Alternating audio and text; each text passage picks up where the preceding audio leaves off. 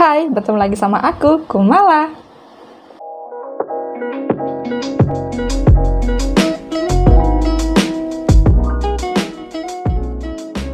Video kali ini aku mau review sebuah novel yang baru aja selesai aku baca beberapa waktu yang lalu, yaitu ini dia, The Dog Who Dared to Dream karya Hwang Sun-mi.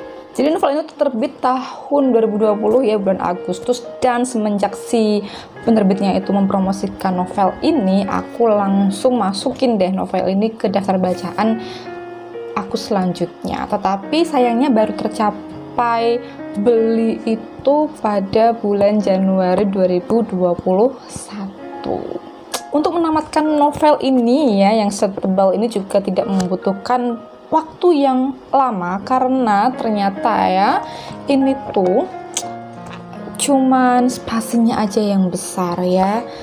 Sebenarnya tuh isinya nggak setebal ini, dan sepertinya untuk versi aslinya itu juga nggak setebal ini bukunya ya, tipis. Selain itu juga per babnya itu ceritanya pendek-pendek, jadi tidak membutuhkan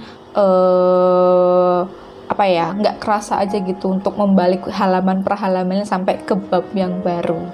Oke, jadi novel ini tuh bercerita mengenai seekor anjing yang dilahirkan berbeda dengan saudara-saudaranya. Dia bernama Bulu Panjang. Ya, seperti yang kalian bisa lihat di sini ada seekor anjing. Nah, jadi ini tuh si Bulu Panjang itu warnanya hitam, berbeda dari saudara-saudaranya, dan memiliki bulu yang panjang dan tidak beraturan.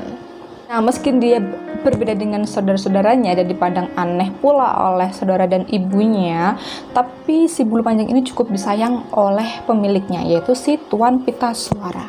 Perbedaan yang kentara yang dimiliki oleh si Bulu Panjang ini membuat Bulu Panjang juga ingin dipandang normal dan ingin hidup normal seperti anjing pada lainnya, yaitu saudara-saudaranya dan ibunya.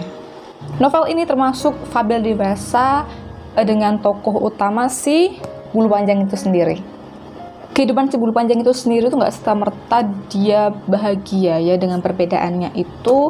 Bahkan dia harus merasakan kehilangan demi kehilangan ya, dimulai dari saudaranya yang paling kecil, kemudian ketika saudara dan ibunya diculik oleh orang ya, dicuri oleh orang, sampai dia akhirnya bertemu dengan seekor anjing jantan, kemudian dia melahirkan anak-anaknya. Nah, tapi nggak sebab juga, dia juga harus merasakan kehilangan anak-anaknya ini ya. Tetapi sekali lagi si Tuan Pitaswara itu menyayangi satu ekor anaknya si Bulu Panjang ini karena hampir mirip bentuknya dengan si Bulu Panjang.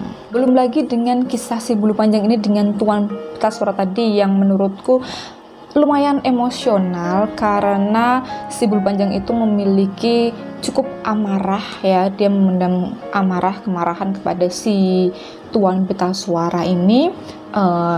Apa yang Tuan Pitaswara lakukan terhadap keluarga dan anak-anaknya, kemudian juga keadaan Tuan Pitaswara yang semakin lama semakin memburuk.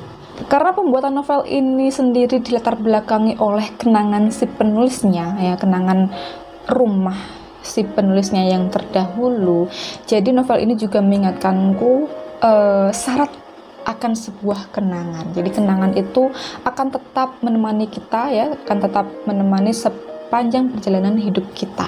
Khususnya tentang sebuah perasaan kesedihan ya. Jadi kesedihan tuh nggak boleh berlarut-larut, karena kita harus tetap menjalani hidup kita harus tetap ya, meskipun kita merasakan kehilangan, tapi kan tetap aja kita harus melanjutkan hidup kita masing-masing.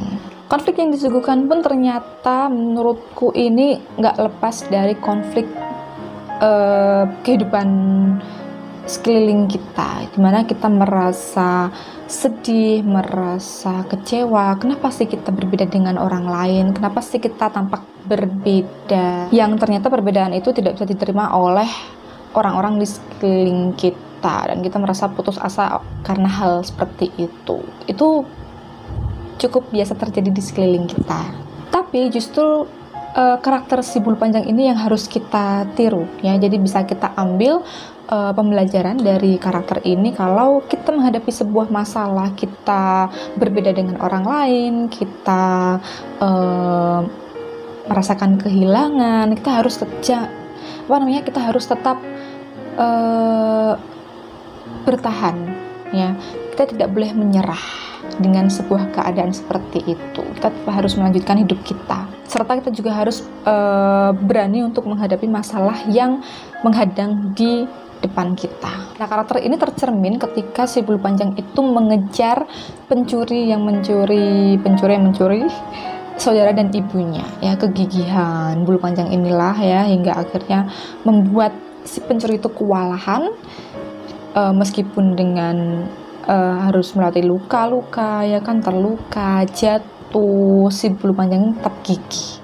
Sampai akhirnya dia berhasil untuk membawa pulang sepatu milik si pencuri.